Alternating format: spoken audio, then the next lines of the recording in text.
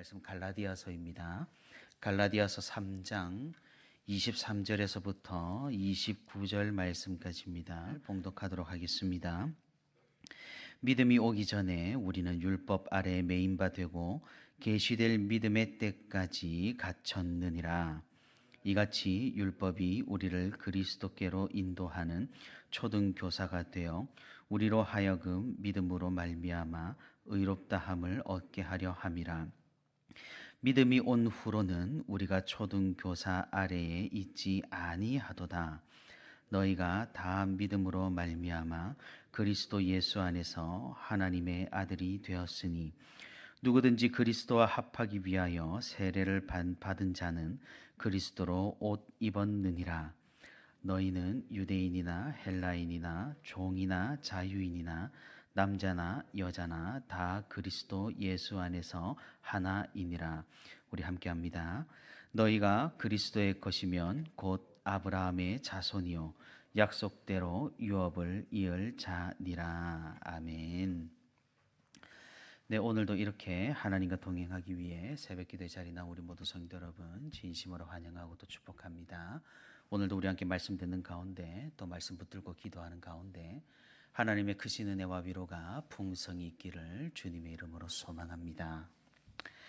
성경에서 그리스도를 읽는 리딩 지저스의 진도를 따라서 오늘은 우리가 함께 갈라디아서를 읽게 됩니다. 갈라디아서는 사도 바울이 비교적 이른 시기에 갈라디아 지방의 교회로 보낸 그런 편지입니다. 갈라디아 지방의 교회를 유대주의화하려고 했던 거짓 교사들의 활동을 막기 위해서 이 같은 편지를 써서 보냈던 것이죠. 사도 바울은 이 서신에서 특별하게 그리스도인의 자유를 강조했습니다. 우리가 사실 자유라고 하면은 방종과 혼동할 때가 많습니다. 그래서 자유라는 것을 내 마음대로 할 수 있는 것, 내가 하고자 하는 대로 해야 하는 것을 자유라고 우리는 쉽게 그렇게 생각을 한다라는 겁니다. 하지만 성경에서 말하는 자유라는 것은 그런 저급한 자유가 아니라는 것이죠. 여기 갈라디아서에서 말하는 자유는 심판으로부터의 자유, 죄의 굴레에서부터의 자유, 인간이 사유할 수 있는 아주 고차원적인 자유를 의미합니다. 다시 말해서 관습을 따르고 율법의 행동을 함으로써 나는 구원받았으니 이제 마음대로 해도 된다 식의 자유가 아니라는 것이죠.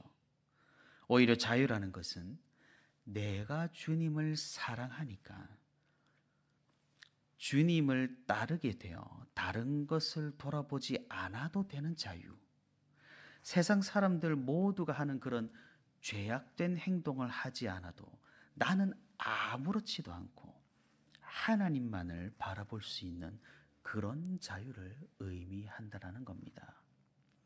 사실 우리가 정말로 원하고 또 바라보아야 할 그런 자유라고 할 수가 있겠습니다.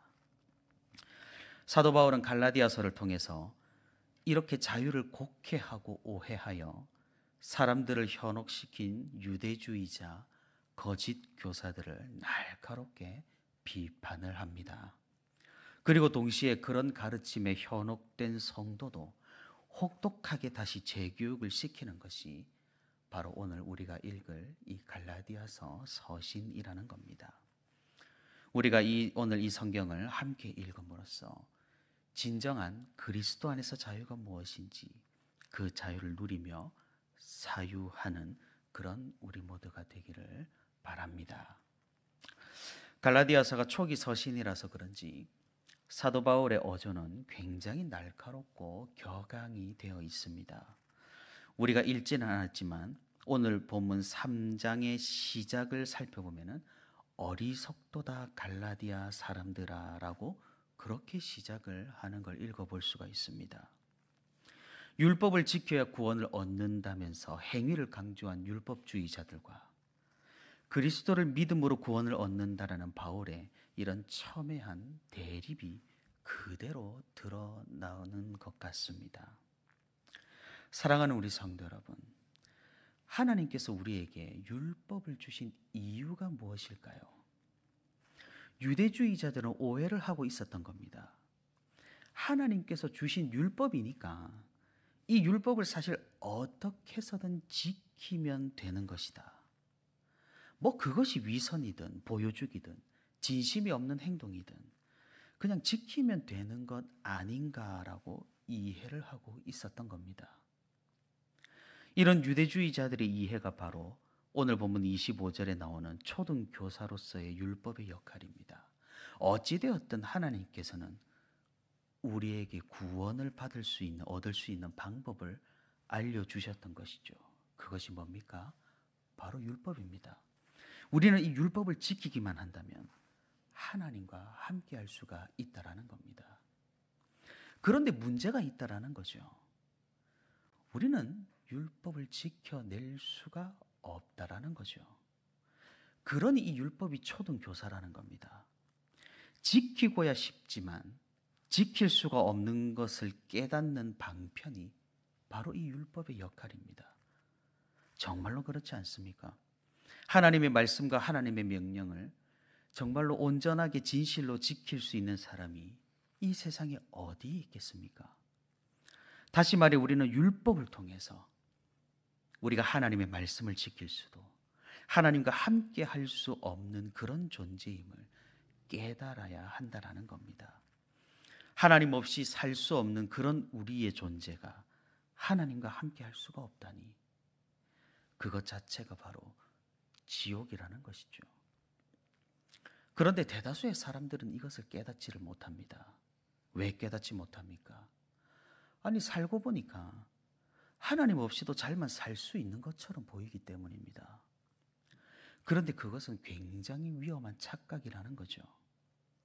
지금 우리가 살고 있는 이 환경 자체에 하나님이 묻어있지 않은 곳이 없습니다. 아는 부분이 없습니다.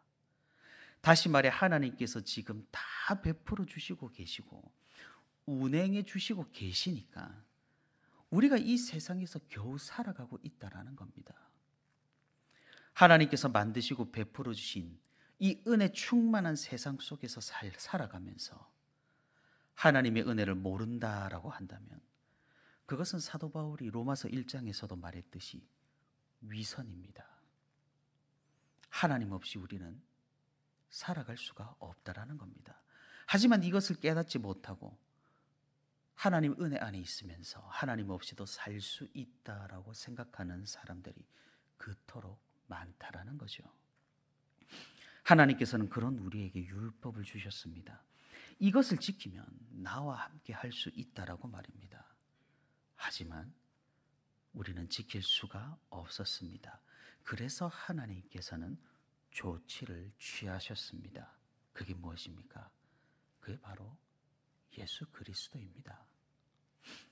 하나님이신 예수 그리스도께서 이 땅에 오셔서 그분이 주신 그 율법의 본래 의미를 알려주시고 초등교사의 역할만 감당하던 이 율법을 완성하셨습니다.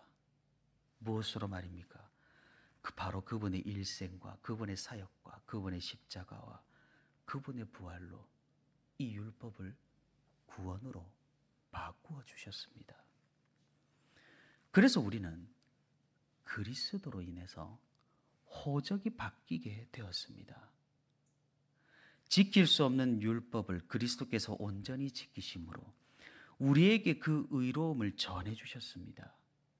우리는 그 의로움을 믿음이라는 도구로 건네어 받습니다. 따라서 우리는 믿음으로 그리스도께 접붙임합니다. 믿음으로 우리의 집안을 옮기게 되는 겁니다. 아담의 계보에서 그리스도의 계보로 말입니다. 아담 한 명으로 죄가 들어오고 죄악의 시대가 시작되었듯이 그리스도 한 명으로 의가 들어오고 구원의 세대가 과거부터 미래까지 펼쳐지게 된 것입니다. 결국 사도 바울이 이 갈라디아 교회 성도들에게 하고 싶은 말이 무엇입니까? 초등교사의 역할만 하는 그 율법만 붙들어서는 절대로 구원을 얻지 못한다. 우리는 믿음으로 그리스도께 붙어야 살 수 있다. 그리스도를 믿음으로 지키지 못했던 그 율법을 온전히 지킨 것이 되고 하나님과 함께 할 수 없었던 우리의 존재에 오늘 27절에서 말하는 바와 같이 그리스도로 옷이 입혀져서 하나님과 동행할 수 있게 되었다라는 겁니다. 사도 바울은 이 놀라운 구원의 원리와 복음을 지금 이 편지를 통해서 전하고 있는 것입니다. 사랑하는 성도 여러분, 제가 새가족 교육에서 꼭 구원 교육의 마지막 파트로 믿음과 행위라는 단원을 설명을 합니다. 왜냐하면 이 행위가 꼭 믿음을 보장하지 않는다라는 사실과 믿음은 반드시 행위를 동반한다라는 사실을 알리기 위해서입니다. 무슨 말입니까? 오늘 본문의 내용하고도 연관이 있는 내용입니다. 율법주의자들은 행위로서 율법을 지키기만 하면 구원을 얻는다라고 이야기를 했던 사람들입니다. 하지만 사도 바울은 그것을 부정했죠. 율법의 행위를 지킬 수가 없으니 그거를 지킨다고 우리가 구원받을 수 있는 것이 아니라 그리스도께로 접붙임을 해야 한다라고 이야기를 했다라는 겁니다. 어떤 사람에게 행위가 있다면, 다시 말해서 신앙생활을 잘하고 헌금도 잘하고 새벽기도도 잘 나오고 믿음 생활을 열심히 한다면 그 사람에게 믿음이 있다고 볼 수가 있을까요? 그렇지가 않다라는 겁니다. 사람은 아주 간사해서 정말 다양한 목적으로 행동을 하게 됩니다. 믿음이 없이도 너무나 충분히 믿음의 행위를 가식으로 할 수 있다라는 겁니다. 그럼 반대로 어떤 사람에게 참된 믿음이 있다라고 한다면 그 사람에게는 반드시 행위가 드러날까요? 이것은 진실로 그러합니다. 사람에게 믿음이 있다면 정도의 차이는 있겠으나 신앙생활을 잘해보려고 자발적으로 예수 그리스도를 따르려는 그런 변화가 있게 된다라는 겁니다. 이것이 무엇을 의미할까요? 믿음은 우리에게 보이지 않습니다. 다만 행동은 우리 눈에 너무나 선명하게 보입니다. 우리가 보이지 않는 하나님을 섬기며 따르는 것처럼 우리는 눈에 보이는 행동보다 보이지 않는 우리의 마음을 더 잘 살펴야 한다라는 그런 의미입니다. 사랑하는 성도 여러분, 그래서 질문을 해봐야 합니다. 내가 이걸 왜 하고 있는가?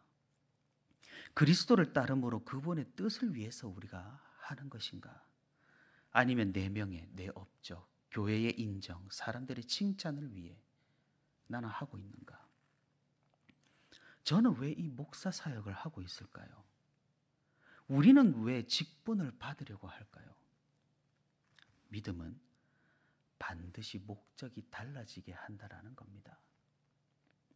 사랑하는 성도 여러분, 이것은 굉장히 오래된 싸움 내지는 갈등입니다.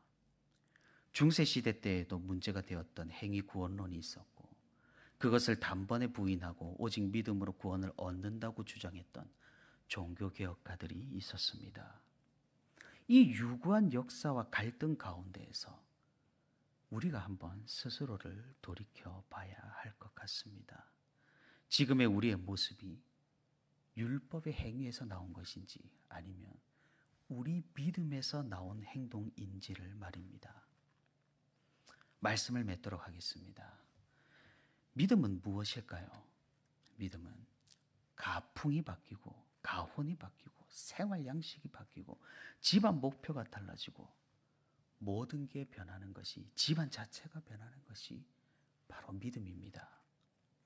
그런 변화가 있는 믿음이 바로 그리스도를 따르는 믿음일 것입니다. 그리고 이 믿음은 행동을 하게 만듭니다. 그리스도를 닮아가는 행동, 그리스도와 비슷해지는 행동, 그리스도에게까지 자라는 그 모습이 우리 자신에게 있게 된다라는 것입니다. 사랑하는 성도 여러분, 너무나도 메말라서 이제는 자발성이 없어지고 그저 톱니바퀴처럼 딱딱 돌아가는 그런 교회 생활에 다시 한번 그리스도가 불어오기를 바랍니다. 다시 우리 삶에 그리스도로 변화가 일어나고 그리스도로 바뀌기 시작하며 그리스도로 기지개를 켜고 일어나는 그런 우리의 삶들이 되기를 바랍니다. 천국은 저 멀리 있는 막연한 곳이 아닙니다. 그리스도를 따르는 그 길에 천국이 이미 펼쳐져 있다는 사실을 우리가 기억하고 기쁨으로 이 길을 감당하는 저와 우리 온세로교회 모든 성도가 되기를 주님의 이름으로 소망합니다.